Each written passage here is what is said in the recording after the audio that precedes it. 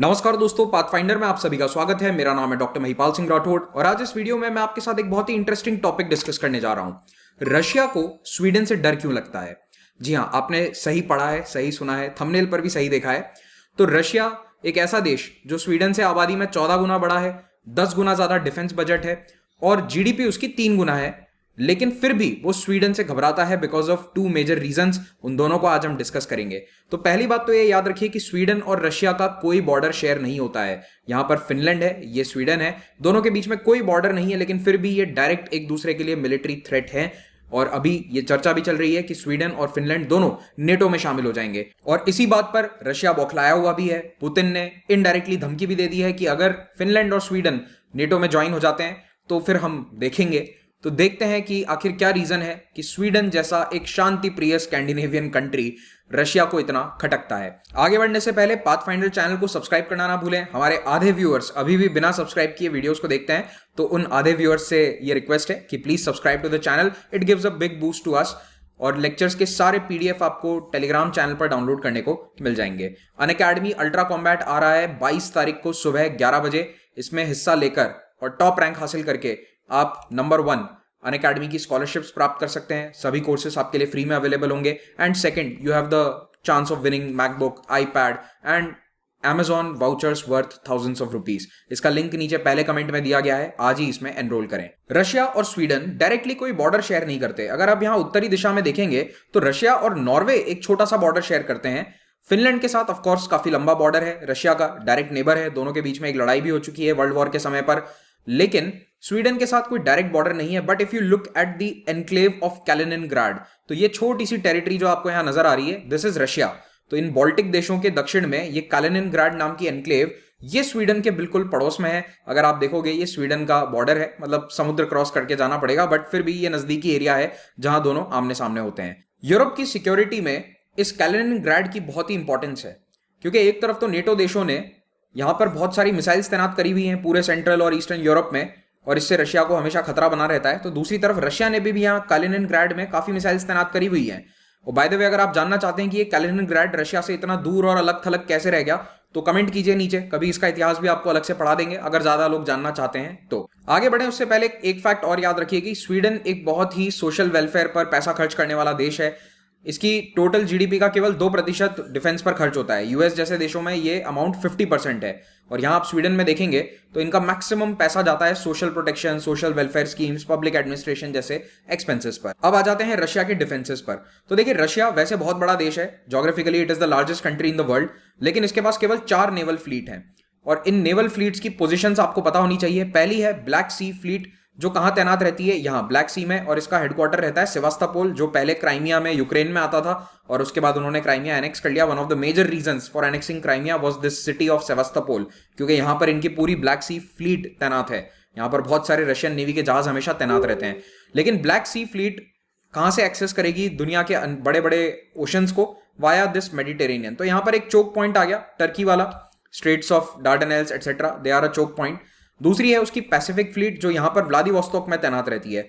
अगर आप देखें तो केवल ये एकमात्र फ्लीट है इसकी जो डायरेक्टली ओपन ओशंस को एक्सेस कर सकती है। लेकिन यहां पर समस्या है कि व्लादिवोस्तोक के आसपास का समुद्र सर्दियों में जम जाता है, तो ऐसे में इसका इस्तेमाल नहीं किया जा सकता फॉर मेनी मंथ्स। सर्दियों में कई महीनों तक व्लादिवोस्तोक पूरी तरह से ठप रहता है, वहां पर जहाज आ जा नहीं सकते हैं। रशिया की तीसरी नेवल फ्लीट है मुर्मांस्क में हेडक्वार्टर्ड आर्कटिक फ्लीट। तो यहां पर है मुर्मांस्क, उत्तरी रशिया में स्थित है, और इसे अगर अटलांटिक ओशन को एक्सेस करना है तो यहां से रास्ता जाता है, लेकिन इस रास्ते को पूरी तरह से नेटो ने ब्लॉक कर रखा है। This is called the GI-UK gap. इस पर मैंने कुछ महीने पहले, लगभग 1 साल पहले, एक वीडियो भी बनाया था, आप चाहें तो उसे देख सकते हैं। तो फाइनली ये जो चौथी फ्लीट है इनकी, बाल्टिक फ्लीट, केवल ये एक ऐसी फ्लीट है जो ओपनली समुद्र को एक्सेस कर सकती है। तो ये स्थित है यहां सेंट पीटर्सबर्ग में, और यहां से ये बाल्टिक सी होते हुए अटलांटिक ओशन को एक्सेस कर सकती है।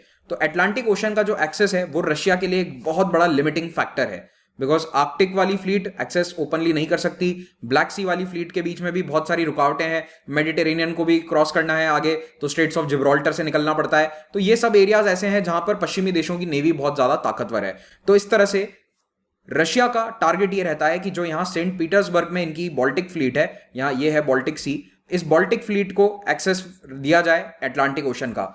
यहां पर भी आप देख सकते हैं कि काफी चोक पॉइंट्स हैं, जैसे कि डेनमार्क, स्वीडन, ये वाला एक बहुत मेजर चोक पॉइंट है। यहां पर समुद्र बहुत ही नैरो है, और ये जो देश हैं स्वीडन और डेनमार्क, ये चाहें तो इसे ब्लॉक कर सकते हैं, लेकिन ये ऐसा नहीं करते हैं because international sea navigation is open for everyone. अंतरराष्ट्रीय समुद्र में जहां पर किसी की टेरिटोरियल वाटर्स नहीं है वहां पर कोई भी जहाज नेविगेट कर सकता है। इस तरह की संधियां साइन हो रखी है। तो ये जो बाल्टिक फ्लीट है सेंट पीटर्सबर्ग वाली, ये रशिया के लिए बहुत ही इंपॉर्टेंट है, क्योंकि एक तो सेंट पीटर्सबर्ग ज्योग्राफिकली मॉस्को से, उनके कोर एरिया से, रशिया का जो बिल्कुल सेंट्रल एरिया है वहां से नजदीक है। It is the second largest city in Russia, Moscow के भी निकट है और उसका कल्चरल कैपिटल भी कहलाता है। रशियन नेवी के बारे में एक और बात याद रखिए कि ये दुनिया की तीसरी सबसे बड़ी सबमरीन फ्लीट ऑपरेट करती है। सबसे ज्यादा सबमरीन चाइना के पास है, आई थिंक 78 और 79 is the number. Second largest is US 67, और उससे शायद 2 या 3 सबमरीन बस इनके पास कम है। थोड़ा नंबर चेंज होता रहता है, 1-2 सबमरीन रिटायर होती रहती है, नई ऐड होती है। सो Russia also has more than 60 submarine. Russia और यूएस की number of submarine almost equal है। तो इनके पास बहुत बड़ा एक सबमरीन का फ्लीट है जिसको इन्हें ऑपरेट करना है, अटलांटिक ओशन तक ले जाना है। लेकिन प्रॉब्लम यह है कि यूएस ने जगह जगह अपने अंडर सी सोनार्स तैनात कर रखे हैं। एक्चुअली वर्ल्ड वॉर 2 के दौरान अटलांटिक ओशन में जर्मन सबमरीन्स ने सारे अटलांटिक शिपिंग को ध्वस्त कर दिया था, चाहे वो कमर्शियल शिपिंग हो, कमर्शियल जहाज या फिर नेवल जहाज, सभी को उन्होंने डुबाना शुरू कर दिया था जर्मन सबमरीन्स ने। तो उसके बाद से यूएस ने यहाँ पर अंडर सी सोनार्स तैनात किए हैं। हालांकि इस ओपन ओशन में उनको तैनात करना मुश्किल होता है, लेकिन जो देश नेटो के सदस्य हैं तो उनके ग्राउंड स्टेशन पर या फिर उनके तट के निकट ये सोनार बड़े आसानी से तैनात हो सकते हैं। इस बाल्टिक सी की तट रेखा में अगर आप देखें तो केवल 2 ही बड़े देश हैं जिनका नेटो में अभी हिस्सेदारी नहीं है, that is Sweden and Finland. तो होता यह है कि जब यहां सेंट पीटर्सबर्ग से रशियन सबमरीन्स निकलती हैं तो उन्हें इस पूरे टेरिटरी से होते हुए जाना पड़ता है, डेनमार्क और स्वीडन के बीच में से यहां क्रॉस करके अटलांटिक ओशन को एक्सेस करना होता है। तो ये इंटरनेशनल वाटर्स हैं, क्योंकि देखिए टेरिटोरियल वाटर्स भी होते हैं, फिनलैंड के और एस्टोनिया के यहाँ टेरिटोरियल वाटर्स हैं, और उनके बीच में से एक पतला सा रीजन है, बहुत ही नैरो रीजन है, जिसमें से होते हुए ये सबमरीन्स इंटरनेशनल वाटर्स को एक्सेस करती हैं। तो रशिया के लिए इस रास्ते को तय करना किसी रस्सी पर चलने से कम खतरनाक नहीं है। It's like a tight rope walk. और बाल्टिक सी तो जैसे तैसे ये सबमरीन्स क्रॉस कर लेती हैं, लेकिन जब ये यहां पहुंचती हैं डेनमार्क और स्वीडन के बीच में, तो ये एक बहुत ही मेजर चोक पॉइंट है। अब आधा यहां पर स्वीडन का कंट्रोल है, आधा डेनमार्क का। Denmark is a NATO member but Sweden is not a NATO member. तो फिर भी सबमरीन्स को निकलने का रास्ता यहां से मिल जाता है। चाहे तो रोक सकते हैं, लेकिन नहीं रोकते हैं। अगर नेटो के सदस्य दोनों बन गए और नेटो डिसाइड करता है कि रोकना है, तो उस दिन इन्हें रोका भी जा सकता है। अब इस मैप को एक बार फिर से देखिए, यहां पर जो ये डॉटेड लाइन आपको नजर आ रही है, ये नेटो सदस्य देशों के टेरिटोरियल वाटर्स हैं।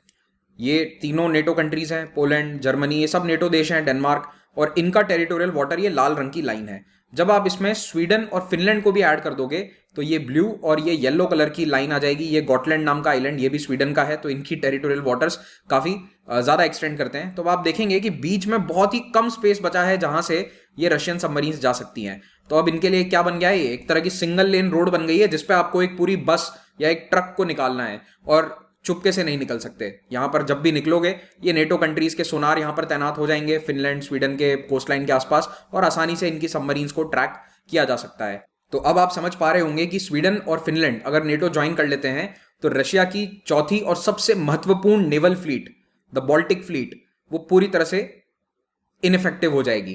काम करेगी, ऐसा नहीं कि ठप पड़ जाएंगे, लेकिन उनको कुछ और रास्ता ढूंढना पड़ेगा, कुछ नई टेक्नोलॉजी लानी पड़ेगी। अभी के लिए जो उनकी सबमरीन्स है वो आसानी से डिटेक्ट हो सकती हैं और उनका जो स्ट्रेटेजिक एडवांटेज है वो पूरी तरह से चला जाएगा। जब आपको पता है कि सबमरीन आ रही है तो आप उससे बचने के लिए बहुत कुछ कर सकते हैं।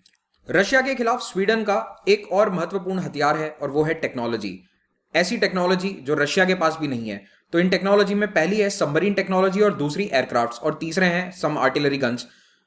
तो देखिए, पहली टेक्नोलॉजी है सबमरीन की। दुनिया में जितनी भी ज्यादातर सबमरीन्स हैं उनको सरफेस पर आना पड़ता है because they have diesel engines, और ये चैलेंज बहुत बड़ा है। इनफैक्ट ये चैलेंज आपको एक फिल्म में भी देखने को मिलेगा, द हंट फॉर रेड अक्टूबर। काफी अच्छी मूवी है सबमरीन वॉरफेयर पर, कभी समय मिले तो इसे देखिएगा। आज देखने मत बैठ जाना, एग्जाम आ रहा है अभी।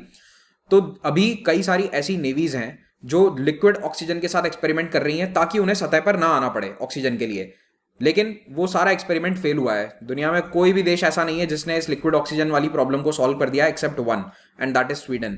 तो स्वीडन में एक कंपनी है जिसका नाम है साब। साब वैसे आजकल मेनली एयरक्राफ्ट बनाने के लिए फेमस है, लेकिन उनका एक बहुत बड़ा शिपयार्ड या फिर सबमरीन का भी डिवीजन है जिसका नाम है कॉकम्स। तो Kockums is their submarine making company of Saab. उसने दुनिया की पहली ऑक्सीजन इंडिपेंडेंट ड्राइव बनाई है जिसमें एक स्टर्लिंग इंजन है और लिक्विड ऑक्सीजन का इस्तेमाल होता है, और इन सबमरीन्स को उन्होंने कहा है गॉटलैंड क्लास सबमरीन। तो इस सबमरीन के माध्यम से वो बहुत लंबे समय तक नीचे घात लगाकर बैठी रह सकती है and it has made the Gotland submarines the deadliest warships ever. In fact जब नेटो के वॉर गेम्स होते हैं, जब ये आपस में प्रैक्टिस करते हैं, तो केवल ये इकलौती सबमरीन है जिसने आज दिन तक यूएस के aircraft carrier, nuclear powered aircraft carrier को डुबो दिया है। हाइपोथेटिकली, ऑफ कोर्स असली में नहीं डुबाते हैं, वो प्रैक्टिस रन्स होते हैं, तो बस देखते हैं कि कौन एयरक्राफ्ट कैरियर के सबसे नजदीक आ जाता है या उसको टारगेट रेंज में ले लेता है। So this is the only submarine in NATO drills जिसने आज दिन तक American nuclear powered aircraft carrier को सक्सेसफुली टारगेट कर दिया है and it has done it twice. एक बार भी नहीं, 2 बार ऐसा हो चुका है। अच्छा, जिस GIU के गैप के बारे में मैंने पहले जिक्र किया था, ये वाला गैप आता है। So this is the GIU के gap. United Kingdom, Iceland and Greenland, इनके बीच में ये 2 जगह है जहां से आर्कटिक फ्लीट रशिया की एक्सेस कर सकती है अटलांटिक ओशन को, और यहाँ पर नेटो ने बहुत जबरदस्त डिफेंसेस बिल्ड किए हुए हैं। तो ये तो बहुत अच्छे से गार्डेड है, और ये वाला स्पेस जो है, बस ये बाल्टिक वाला, यही एकमात्र रास्ता था अभी अटलांटिक ओशन पहुंचने का। GIU के गैप वाला जो वीडियो है इसको आप देख लीजिएगा, नीचे डिस्क्रिप्शन में इसका लिंक आपको मिल जाएगा। अब बात करते हैं स्वीडन की एयरफोर्स के बारे में। तो स्वीडन वैसे बहुत ही छोटा सा देश है, 1 करोड़ की इसकी आबादी है, लेकिन इसकी एयरफोर्स बहुत मजबूत है। अगर आप देखेंगे कि नंबर ऑफ एयरक्राफ्ट के हिसाब से दुनिया के देशों को रैंक किया जाए तो इसमें स्वीडन 12वें नंबर पर आता है। तो इतने ज्यादा इनके पास एयरक्राफ्ट हैं। उसका एक रीजन ये भी है कि दुनिया की सबसे बड़ी और फेमस कंपनीज में से एक साब, इट्स अ स्वीडिश कंपनी, ये एयरक्राफ्ट्स बनाती है। तो रशियन मिलिट्री टैक्टिक्स स्वीडन के सामने विफल हैं। कैसे, आइए समझते हैं। पहले आप एक अफगानिस्तान वाला एग्जांपल देखिए। 1980s में अफगानिस्तान में जब सोवियत यूनियन ने हमला किया था, तो सोवियत आर्मी से लड़ने के लिए अमेरिका ने अफगान मुजाहिदीन को वेपन्स प्रोवाइड किए। उन्होंने वेपन सबसे इंपॉर्टेंट जो दिया था वो था ये स्टिंजर मिसाइल। ये स्टिंजर मिसाइल कंधे पर रखकर फायर करी जा सकती है, ज्यादा महंगी नहीं थी, और इसने कई रशियन हेलीकॉप्टर्स को मार गिराया। अब रशिया सोवियत यूनियन के लिए इन हेलीकॉप्टर्स को प्रोड्यूस करना, इन्हें ऑपरेट करना बहुत महंगा था। एक छोटी सी मिसाइल जो बहुत ही सस्ती थी, वो लाखों डॉलर के इस हेलीकॉप्टर को जब गिरा रही थी, तो धीरे धीरे सोवियत यूनियन के लिए ये युद्ध खर्चीला बनता गया। It became unsustainable for Soviet Union to fight in Afghanistan, और ये one of the main reasons था कि उन्होंने, सोवियत यूनियन ने अफगानिस्तान से विड्रॉ कर दिया। अब उसमें बेसिक टेक्नोलॉजी ये थी कि ये स्टिंजर मिसाइल गर्मी के पीछे जाती है। तो हेलीकॉप्टर के इंजन गर्म होते हैं या कोई भी इंजन गर्म होता है, तो उस गर्मी को वो टारगेट करता है। ये हीट सीकिंग मिसाइल्स इन्हें कहा जाता है। तो इससे एरोप्लेन्स को टारगेट करना काफी आसान है। तो ये टेक्नोलॉजी तो 70s 80s से एग्जिस्ट करती है, लेकिन इस टेक्नोलॉजी का एक तोड़ निकाल लिया गया है, इसका एक उपाय निकाल लिया है एयरक्राफ्ट्स ने, एंड दैट इज फ्लेयर। तो इस तरह के हीट फ्लेयर छोड़े जाते हैं। कोई भी हेलीकॉप्टर या एयरक्राफ्ट आज के समय में ये फ्लेयर्स कैरी करता है। तो मान लीजिए कि कोई स्टिंजर मिसाइल इस पर दाग दी गई, तो ये जब दागी जाती है तब फ्लेयर छोड़ देते हैं, और मिसाइल कंफ्यूज हो जाती है कि ये गर्मी कहां से आ रही है, इस हेलीकॉप्टर के इंजन से या फिर इन फ्लेयर से, यहां से, तो वो इनके ऊपर जाकर हमला कर देती है। दुनिया में सबसे बेहतरीन फ्लेयर्स कौन बनाता है? स्वीडन की साब कंपनी। और अब लड़ाई इस बात पर डिपेंड करती है कि किस एयरक्राफ्ट के पास कितने फ्लेयर हैं। अगर आपके पास अनगिनत फ्लेयर्स हैं तो फ्लेयर छोड़ते जाओ, मिसाइल से बचते जाओ, और अल्टीमेटली कोई भी मिसाइल की एक रेंज होती है, उससे बाहर उड़कर जाया जा सकता है।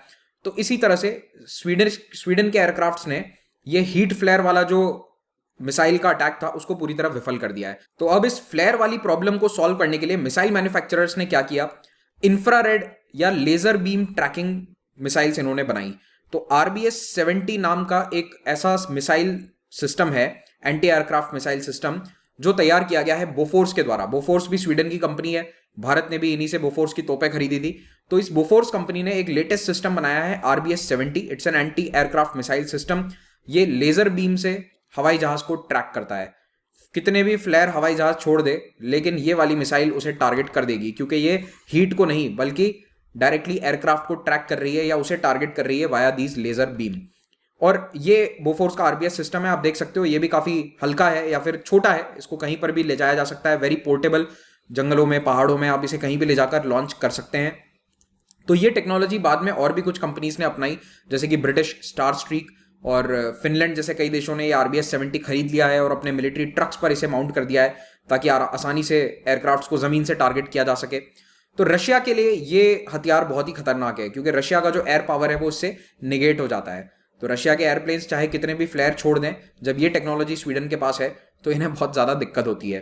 फिर बात करते हैं रेडार्स की। तो रशिया के पास बहुत अच्छा रेडार सिस्टम भी है, एवॉक्स airborne warning and control system. इस तरह के हवाई जहाज के ऊपर ये रेडार लगे रहते हैं, पोर्टेबल रेडार्स हैं। ये प्लेन्स के ऊपर लगे रहते हैं ताकि दूर दूर तक इनकी रेंज रहे और एरोप्लेन्स को डिटेक्ट किया जा सके। तो बोइंग का E-3 सेंट्री प्लेन जो है ये बहुत कॉस्टली होता है, बहुत महंगा होता है। ये एवॉक्स सिस्टम सस्ता नहीं होता, इट्स क्वाइट कॉस्टली। इनफैक्ट दुनिया भर में 68 जो बने हैं उनमें से नेटो के पास केवल 16 हैं।